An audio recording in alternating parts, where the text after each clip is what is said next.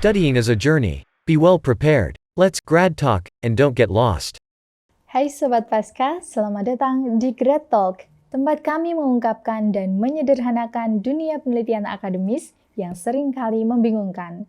Nama saya Suci Fani Andari, dan hari ini saya akan membahas tentang peluang karir dan kepakaran di bidang penyuluhan pembangunan bersama Ibu Rusnawati Umanailo, Sarjana Pertanian Magister Sains, seorang alumni program studi S2 Penyuluhan Pembangunan Universitas 11 Maret, sekaligus penyuluh pertanian ahli muda Dinas Pertanian, Pangan, dan Perikanan Pemerintah Kabupaten Karanganyar. Dalam episode kali ini, kita akan berbincang hangat seputar bidang ilmu penyuluhan pembangunan, bagaimana menemukan spesialisasi yang menunjang kepakaran dan prospek karir ke depan. Dalam episode ini juga akan dibahas mengenai step by step dalam pemilihan bidang kepakaran dalam penelitian.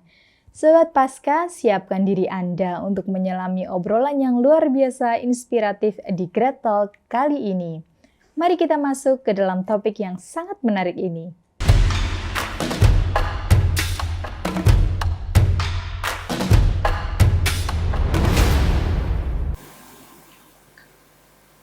Baik Sobat Pasca, saat ini kita sudah bersama dengan narasumber kita, yaitu Ibu Rusnawati Umanailo, Sarjana Pertanian Magister Sains.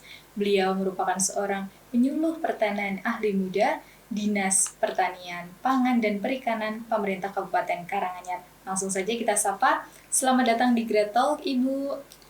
Senang sekali bisa menyambut kehadiran Ibu di Grad Talk bersama Sobat Pasca sekalian. Terima kasih sudah menyempatkan waktunya, Ibu. Terima kasih, saya juga udah diundang untuk menghadiri acara ini. Iya, senang sekali bisa berbincang dengan Ibu. Nah, Ibu, pagi ini kita akan berbincang-bincang mengenai peluang karir dan juga kepakaran, khususnya pada program studi yang Ibu ambil, yaitu penyuluhan pembangunan, seperti itu. Sebagai informasi Sobat Pasca, Ibu Rusnawati juga merupakan alumni dari program studi S2 Penyuluhan Pembangunan Universitas 11 Maret. Ya. Nah, ini yang menarik nih tadi, Bu. Saya perkenalkan dengan Sobat Pasca bahwa Ibu merupakan seorang sarjana pertanian yang mengambil S2 di penyuluhan pembangunan. Mungkin bisa diceritakan, Ibu, bagaimana pertimbangan Ibu dulu ketika mengambil S1 dari pertanian hingga ke S2 penyuluhan pembangunan. Pertimbangan saya untuk kelanjutan studi S1 maupun S2, yang pertama selain untuk peningkatan karir, yang kedua selama saya bekerja itu dengan berbaur dengan petani dengan petani di lapangan. Nah, saya merasa apa sih kendala selama ini yang di lapangan mengenai keberadaan petani, baik usaha budidayanya sampai ke pasca panen maupun pemasarannya itu seperti apa sih permasalahan di lapangan. Nah, saya ingin mendekati secara detail, makanya saya menganggap bahwa penyuluhan pertanian ini sangat cocok dengan dengan pekerjaan yang saya geluti di bidang pertanian ini. Oke, berarti kita berbicara secara general terlebih dahulu, Ibu, tentang penyuluhan pembangunan tadi. Pada program studi tersebut, apakah bidang-bidang atau sektor-sektor yang dilingkupi di dalamnya apa saja, Bu? Kalau untuk penyuluhan pertanian ini itu melingkup tanaman pangan, hortikultura, dan perkebunan. Seperti itu. Spesifikasinya pada 3 bidang tersebut. 3 bidang tersebut. Kemudian kalau untuk penyuluh secara umum sendiri, apakah ada bidang-bidang lain, Ibu, yang bisa dikaji dari sana? Kalau penyuluh secara umum, selain pertanian untuk tanaman, hortikultura, dan perkebunan, itu juga ada penyuluh perikanan dan peternakan, itu berdiri sendiri untuk bidang itu. Khusus untuk peternakan itu ada petugas inseminator buatan, itu yang langsung dengan peternak di lapangan, seperti itu. Oke, jadi itu masih tercover semua dalam bidang penyuluhan. Ya, itu secara umum dalam lingkup penyuluhan pertanian. Oke, kemudian tadi pertimbangan Ibu untuk melanjutkan studi S2. Sebelumnya, apakah Ibu sudah berkarir di bidang pertanian terlebih dahulu baru memutuskan untuk studi lanjut atau sebaliknya? Sebelumnya saya sudah berkecimpung di bidang pertanian dari awal. Saya bekerja itu di di Departemen Pertanian ya dulu itu tahun 93 ya sampai sekarang, kemudian mutasi ke sini dengan pertimbangan bahwa untuk peningkatan karir ya, kemudian pendekatan kepada petani lebih detail. Saya merasa kedekatan dengan petani itu kurang ya. Jadi bagaimana kita itu bisa berkolaborasi, kita bisa memberdayakan petani secara maksimal, karena kalau kita selama saya bekerja dulu ya, itu kan hanya secara administrasi saja ya, kita hanya ada penerapan program dan lain sebagainya, tapi kendala detail di lapangan itu seperti apa itu belum kita cover, belum kita ya, karena mungkin ilmu-ilmu yang saya dapatkan juga masih terbatas. Makanya saya menganggap bahwa penyuluhan itu sangat cocok ya, sangat cocok untuk peningkatan karir saya sendiri. Oke, mungkin bisa diberikan gambaran terlebih dahulu Bu, karir seorang penyuluh pertanian itu apa saja yang dilakukan atau aktivitasnya yang dilakukan seorang penyuluh pertanian? Kalau aktivitas penyuluh secara umum itu di lapangan ya, dia itu dengan petani ya. Kalau untuk program penyuluhan sendiri itu banyak ya Mbak ya, dari banyak program itu ada yang dari provinsi, dari Pemda sendiri maupun dari kementerian. Nah itu tugas penyuluh itu selain untuk memberdayakan petani atas program-program yang sudah ada, terus juga ada monitoring, evaluasi pelaksanaan kegiatan itu juga penyuluh itu yang harus kontrol secara apa ya, dia itulah master yang di lapangan ya. Kalau yang di kantor ya, maksudnya secara tugas administrasi di kantor itu tidak sedekat dengan petani seperti penyuluh. Makanya betul-betul peran penyuluh itu perlu diangkat ya. Secara administrasi ya kita yang bekerja ya, gitu. Wah, program A, B, C dan sebagainya. Tapi ketika di lapangan teman-teman penyuluh itu yang maksimal bekerja. Berarti merupakan ujung tombaknya. Ujung tombaknya suatu program itu ya di penyuluh itu. Ya, seperti itu. Ya, menarik sekali Bu. Tadi berkecimpung dengan masyarakat seperti itu. Ya, kemudian bagaimana impact dari studi yang Ibu ambil, studi pasca sarjana ini terhadap karir Ibu sebagai seorang penyuluh pertanian?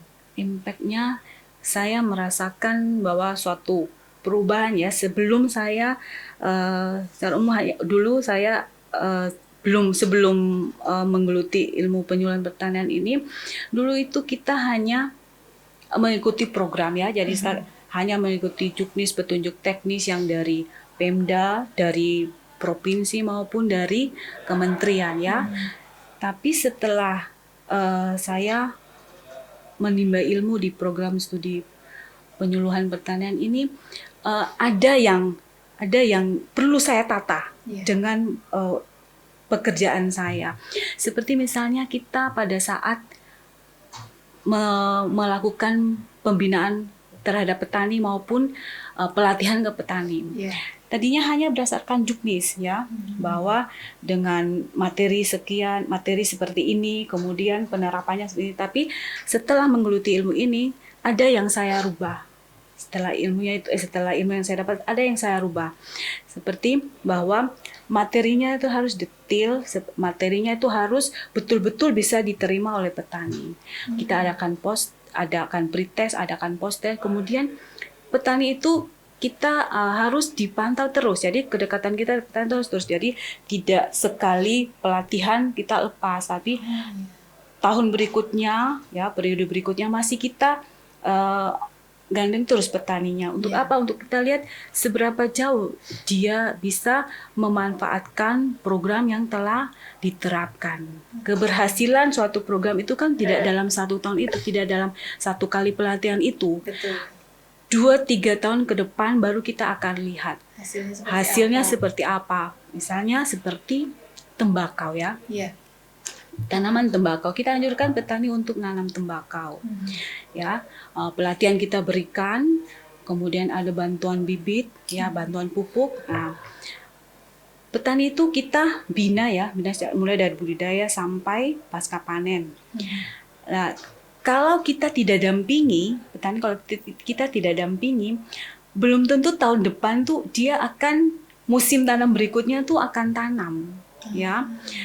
Ya karena yang diusahakan oleh petani itu kan bukan satu komoditas, bermacam-macam komoditas. Kemudian lahan pertanian kita juga kan bukan monokultur, ya. Jadi satu kepemilikan lahan itu ada tanaman tembakau, ada tanaman sawit dan sebagainya, banyak komoditas yang diusahakan. Nah, itu kita harus dampingi petani tersebut supaya tahun depan kita beri bantuan, kita dampingi pembinaan. Tahun depan itu masih keberlanjutan, masih tembakau juga, seperti itu. Alat seperti perajang juga kita bantu, ya, dari pemerintah itu, kita bantu dari Pemda, dari provinsi maupun dari kementerian itu bantu. Nah, itu kita dampingi terus sampai petani itu dia bisa menganggap bahwa komunitas ini memberi income, ya, profit bagi dia, untuk kesejahteraan dia, seperti itu. Oke, jadi mendampingi seluruh proses dari awal hingga dari akhir. awal sampai akhir. Proses pertanian Ya, seperti itu. Ya. Menarik ini, Bu. Apakah kalau kami ingin bertanya, Bu, kasus apa yang Ibu angkat untuk tesis Ibu waktu itu? Kalau tesis yang saya angkat itu tentang metode penyuluhan pertanian. Ya, jadi waktu itu sebenarnya saya itu lebih terkait dengan hobi saya, ya. Saya lebih condong ke olahan pangan, ya, olahan pangan. Jadi waktu saya mengangkat metode efektivitas metode penyuluhan itu dengan olahan pangan. Jadi efektif mana antara metode demonstrasi, ceramah, kemudian metode diskusi dan ceramah, seperti itu. Itu yang saya angkat. Menarik dari. Berarti cukup luas ya, Bu, skupnya tadi hingga sampai pengolahannya. Ya, tidak hanya satu skop yang saya angkat, pengolahan makanan untuk tesis saya waktu itu. Oke, berarti proses yang didampingi oleh seorang penyuluh pertanian tadi mulai dari penanaman hingga sampai pengolahan hasilnya, sampai pengolahan, sampai pemasaran juga kita dampingi. Menarik ini, Bu. Mungkin bisa diceritakan bagaimana pendampingan yang dilakukan? Kalau pendampingan, ya, seperti saya mengangkat tembakau, ya, tembakau. Untuk tahun terakhir ini itu Kecamatan Kerjo itu petani tertarik dengan tembakau, untuk menanam tembakau. Ini sudah 1 kali panen untuk kelompok tani Grido Tani 2 sama Sri Sadono itu. Mengapa tadinya tuh tidak ada tembakau di sana, tapi ketertarikan mereka itu kita adakan demplot, ya. Kemudian mereka juga melihat, oh ya, peluang tembakau itu besar, ya. Dia mau menanam tembakau dan ini sudah panen dan hasilnya sangat memuaskan, ya. Ya, itu. Nah, itu kita dampingi dengan apa? Sebelum dia menanam, kita datangkan pihak ketiga untuk sebagai narasumber gitu, ya, sebagai narasumber untuk mengajari pendamping petani, ya, sebagai pendamping petani. Kemudian juga pihak ketiga itu mau memberikan modal, ya. Jadi dia memberikan subsidi modal berupa bibit, pupuk itu. Kemudian sampai panen itu dia dampingi, ya. Selain kita penyuluh mendampingi, itu ada pihak ketiga yang kita libatkan untuk mendampingi petani itu. Dan alhamdulillah ini sudah panen. Gitu, seperti itu. Makanya kalau petani bisa kita dampingi dari awal itu sampai pada tahap pemasarannya itu sangat menarik. Dia akan menerima kita itu dengan senang, gitu, ya. Jadi ada respon balik antara usahanya dengan kita yang pendamping itu. Akhirnya ya dia mau untuk menanam. Menarik tadi. Berbicara tentang Ibu tadi membicarakan tentang tembakau gitu, ya, Bu. Iya.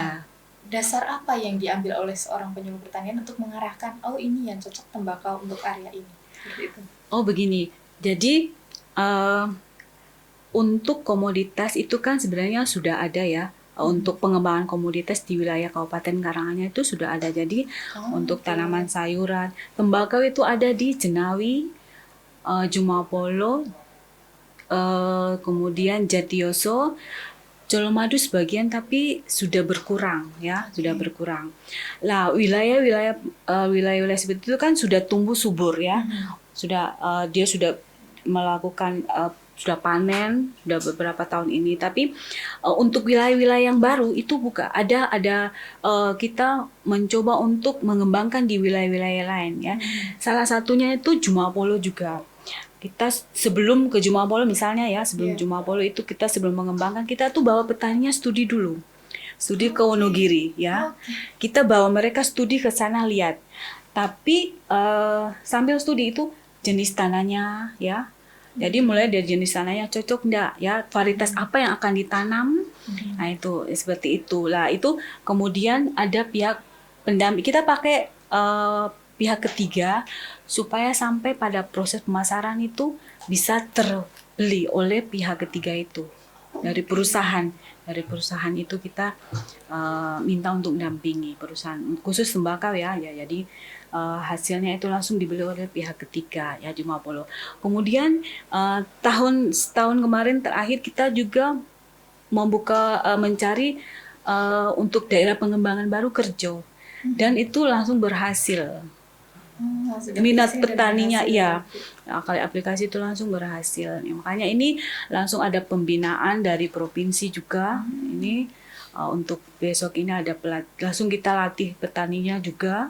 Kemudian kita beri bantuan untuk bibit dan pupuknya seperti itu. Oke, menarik sekali tadi. Berarti lebih ke mengasah ilmu sainsnya juga, sosialnya juga harus gitu ya. Seperti itu. Oke, luar biasa. Tentu bidang penyuluh pertanian di sini menarik sekali harusnya untuk sebagai generasi muda. Ya, sebagai kalau saya pribadi ya, kemudian kapasitas saya sebagai penyuluh juga, saya menyarankan kepada teman-teman penyuluh ya bahwa kita tuh walaupun sebagai penyuluh di lapangan, tapi kita tuh harus mempunyai konsep. Konsep, jangan kita tuh stuck dengan aturan yang sudah ada.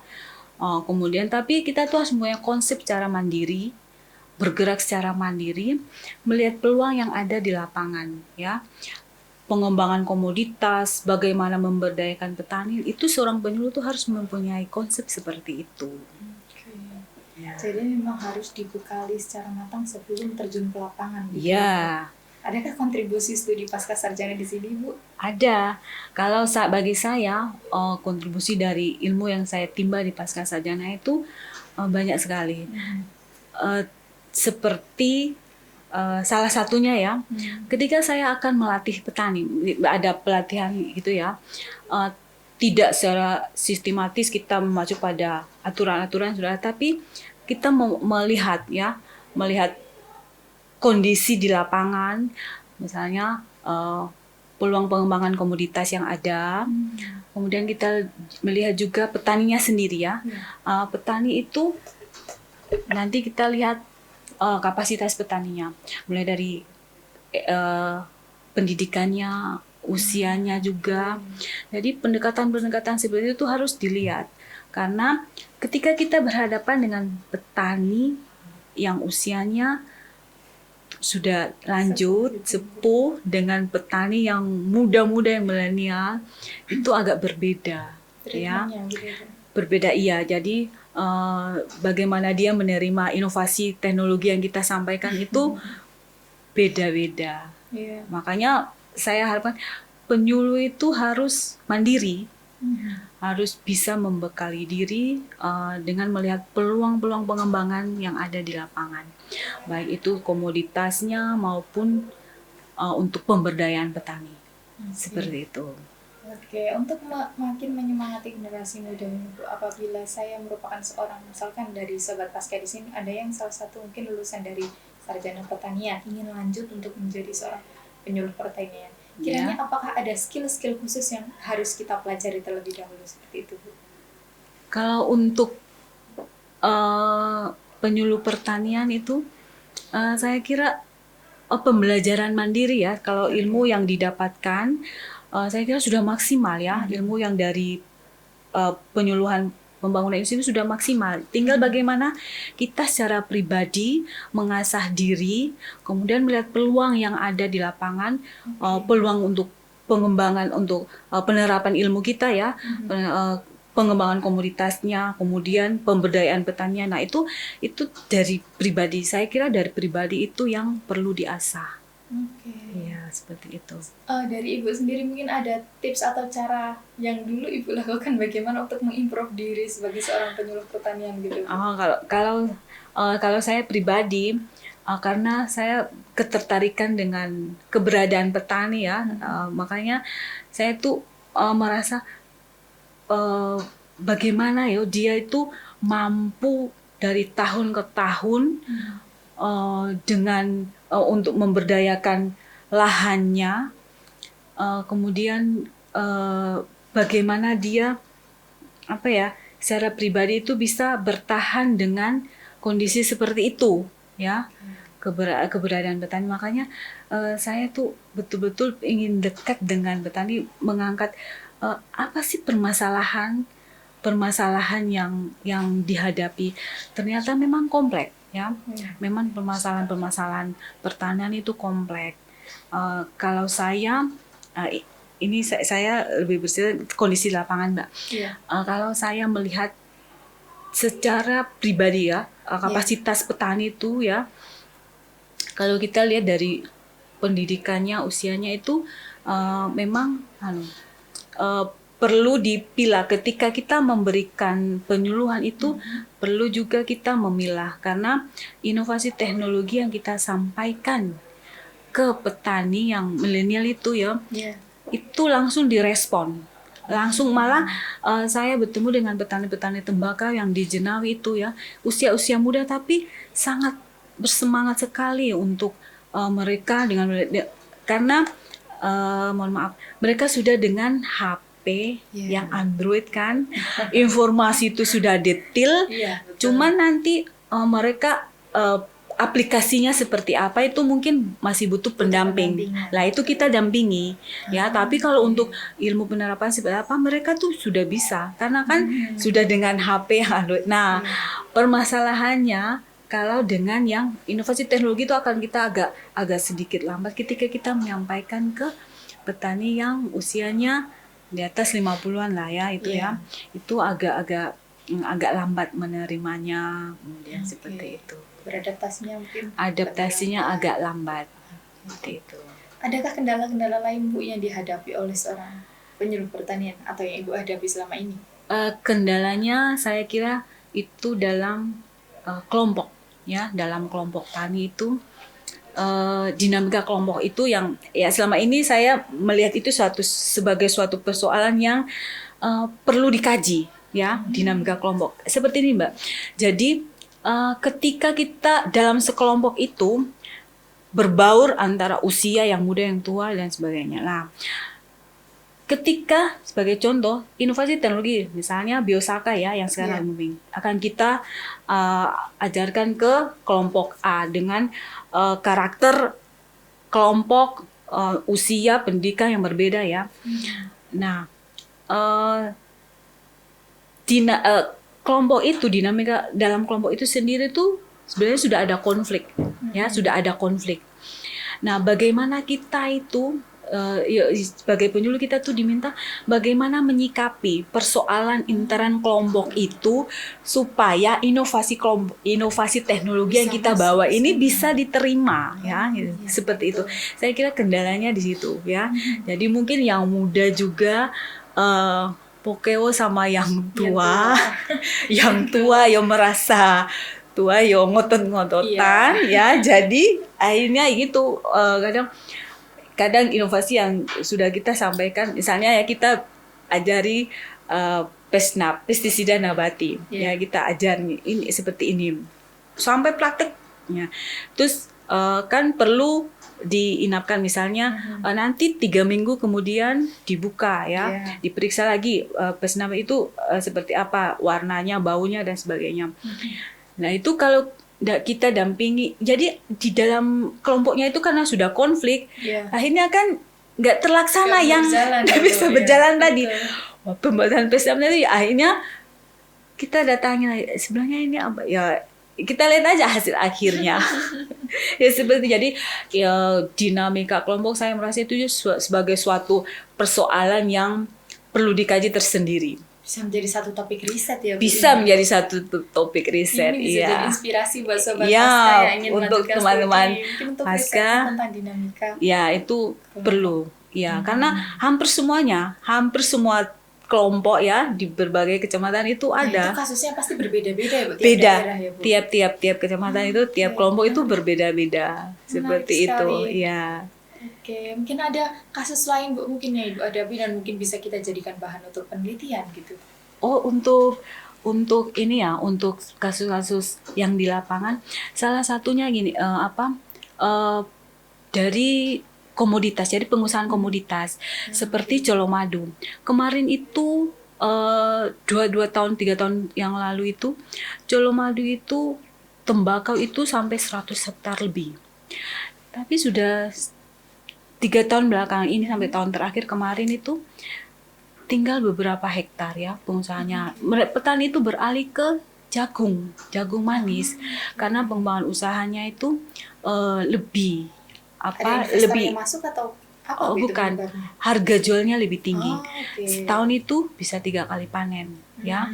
Jadi banding tembakau yang hanya 1 kali, dia lebih memilih jagung manis. Jadi alih komoditas itu juga menjadi kendala bagi permasalahan penyuluhan juga karena bertanya kita ya, ayo Pak tembakaunya kita. Dia lebih memilih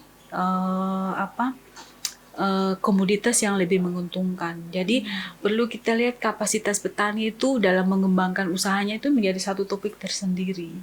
Ya, komoditas yang dikembangkan. Iya, komoditas petani itu, bagaimana kapasitas petani itu. Kemudian selain itu untuk daerah-daerah kalau pengembangan komoditas seperti kopi ini kita Dinas Pertanian itu sudah 3 tahun terakhir ini kan mengembangkan kelapa di Ngargoyoso. Itu tahun kemarin itu sudah 265 hektar. Tahun ini ya kita mengembangkan perusahaan kelapa itu 200 hektar. Kopi sudah dari tahun kemarin 100 hektar, ini tahun ini juga 100 hektar. Ya, jadi kita harapkan pengembangan komoditas perluasan lahan ini ya untuk pengembangan kopi dan kelapa ini semoga kedepannya tuh muncul barista-barista baru ya, barista-barista dengan karena target kita 2-3 tahun ini sudah panen kopi. Dengan varietas baru. Kita kan untuk daerah yang tinggi kan Arabica ya. Kita masih menanam Arabica. Ini untuk rencana kita untuk tahun-tahun berikutnya kita akan minta untuk pengembangan robusta juga untuk dataran rendah. Nah ini untuk kelapa sendiri kita harapkan bahwa 2-3 tahun kelapa dan kopi ya kita bawa Karanganyar tersedia untuk kopi dan kelapa seperti itu. Luar biasa sekali. Berarti di sini penyuluh pertanian juga berperan sebagai pengontrol begitu ya Bu?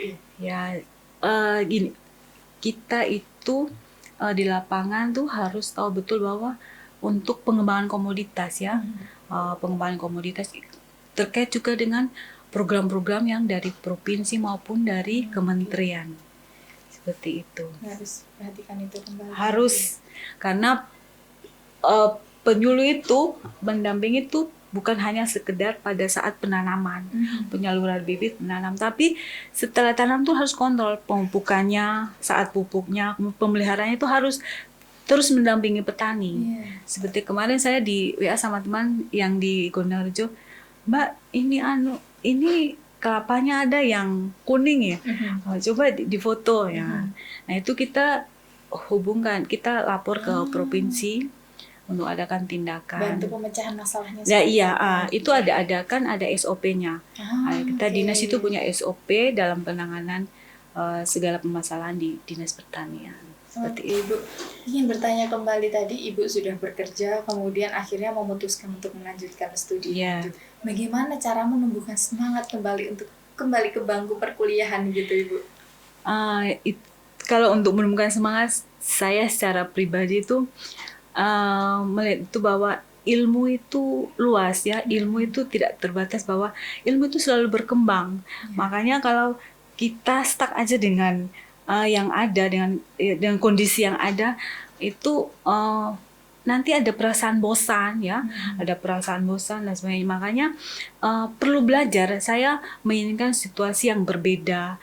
Makanya salah satu keputusan saya untuk melanjutkan studi lagi itu ya itu, selain untuk menambah pengetahuan saya ya dalam bidang pertanian, kemudian bagaimana saya berbaur juga dengan teman-teman di Pasca ini, kemudian untuk karir saya juga ya, karir saya juga di pertanian. Makanya dengan penuh semangat, Bismillah, saya akan melanjutkan studi saya di Pasca penyuluhan. Seperti itu. Tentunya ini harusnya menjadi motivasi bagi kita yang masih Ya. muda gitu ya, Sobat Pasca yang masih muda, untuk tetap semangat gitu Tetap untuk semangat. belajar. Ya, jangan pernah merasa tua, ya. Belajar Semangatnya terus, harus tetap semangatnya muda, Ibu. harus muda, ya, seperti Oke. itu. Mungkin adakah kendala yang Ibu kehadapi mungkin ketika menempuh studi pasca sarjana gitu, Bu? Kendalanya pada saat saya mengikuti studi ya, terkait dengan jadwal kuliah pada saat itu. Karena di awal pendaftaran kan, perkiraan kita kuliahnya tuh di Jumat dan Sabtu. Iya. Ternyata karena satu dan lain hal, jadwal itu di hari kerja aktif. Oke. Makanya agak berat juga ya kita sebagai pegawai. Wah, ini gimana? Tapi dengan niat baik, pekerjaan kita harus selesai, kuliah tetap jalan, ya harus kita jalani. Tapi Seperti akhirnya itu. masih tetap ada jalan keluar, Ibu. Tetap ada jalan keluar ya. Pasti ya, Bu, ya, Yang yakin. penting sebagai PNS ya, kita bahwa pekerjaan itu harus selesai. Jadi tidak ada penundaan pekerjaan. Itu menjadi salah satu keuntungan ya bagi kita secara pribadi, bahwa pekerjaan tidak ada penundaan pekerjaan selesai, planningnya seperti apa, kita selesaikan dalam waktu dekat. Dan bagi saya itu jangan pernah menunda ya, jangan menunda pekerjaan, karena kondisi tubuh, waktu yang di depan ini kita tahu, planning yang lainnya dari pihak lain juga kan kita tidak tahu. Jangan sampai numpuk, yang lain datang juga kegiatan yang baru, akhirnya numpuknya tidak selesai nanti pekerjaan. Seperti itu. Perlu ada manajemen diri ya, manajemen diri. Jadi kalau saya bekerja itu harus di manage ya, terjadwal, bahwa pekerjaan itu harus selesai tepat waktu, jangan menunda. Makanya ke teman-teman itu saya sarankan, kalau bisa selesai sekarang kita selesaikan, jangan menunda ya. Oke, seperti itu. Sekali. Kemudian berbicara tadi tentang studi lanjut di bidang atau di program studi penyuluhan pembangunan, bagaimana prospek karir ke depannya, Bu? Kalau saya, karena alhamdulillah status saya sekarang kan penyuluh pertanian ya, jadi dengan studi saya di penyuluhan pembangunan ini sangat menunjang saya berkarir ya, sangat menunjang bagi karir saya ke depan. Baik, kalau mungkin untuk yang belum bekerja, mungkin Ibu, apakah ada bidang-bidang atau sektor lain yang bisa dimasuki oleh seorang penyuluh pembangunan seperti itu? Kalau penyuluh pertanian, kalau khusus ya, itu mungkin lebih condong ke bidang pertanian sendiri. Tapi kalau selain untuk pertanian kan ada instansi-instansi terkait yang membutuhkan ilmu penyuluhan juga ya. Oke. Jadi tentunya pasti ada bidang-bidang atau ada instansi lain juga yang memerlukan seorang penyuluh itu. Tentunya ini merupakan peluang ya, Bu, bagi kita generasi muda untuk masuk ke sana. Ya, seperti itu. Oke, luar biasa sekali. Mungkin ada pesan-pesan Ibu bagi generasi muda, generasi milenial atau Gen Z untuk yang masih ragu-ragu ini, Bu, mau melanjutkan studi. Oh ya, pesan saya bagi para generasi muda, jangan berhenti untuk belajar ya. Ilmu itu luas ya. Kesempatan dengan usia muda, semangat yang muda, raihlah itu, belajarlah. Karena seiring seiring waktu itu kan tenaga berkurang dan sebagainya tuh akan merasa sulit. Makanya dengan usia bagi para generasi muda ya, semangat muda ya, belajarlah ya, tuntut ilmu lah sampai semaksimal mungkin, sedapat mungkin kamu bisa dapatkan ilmu itu. Oke, tuntut ilmu sepanjang mungkin sampai akhirnya bisa mungkin menemukan jenjang kepakaran. Iya. Akhirnya Ibu tekuni sampai saat ini. Ya, Bu, ya. saya tekuni, Akhirnya ya. cinta dengan bidang Ya. yang ditekuni itu ya. Ya, Bu, ya. seperti itu. Baik, luar biasa sekali. Terima kasih atas sharingnya dari Ibu untuk Ya. Sobat Pasca sekalian tentang berbincang-bincang tentang penyuluhan secara umum dan juga penyuluhan pertanian secara khusus seperti itu. Terima kasih atas kesempatan yang telah Ibu berikan kepada kami untuk berbagi. Kemudian sampai jumpa di episode selanjutnya.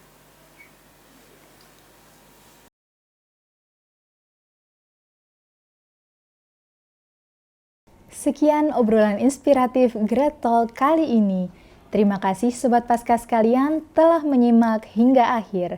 Semoga inspirasinya bisa menjadi semangat bagi kita semua untuk membangun riset yang dapat membuka peluang karir dan kepakaran bagi kita. Sampai jumpa di episode selanjutnya dengan tema-tema menarik lainnya seputar perkuliahan pasca sarjana, penelitian, dan publikasi. Studying is a journey. Get well prepared. Let's create talk and don't get lost.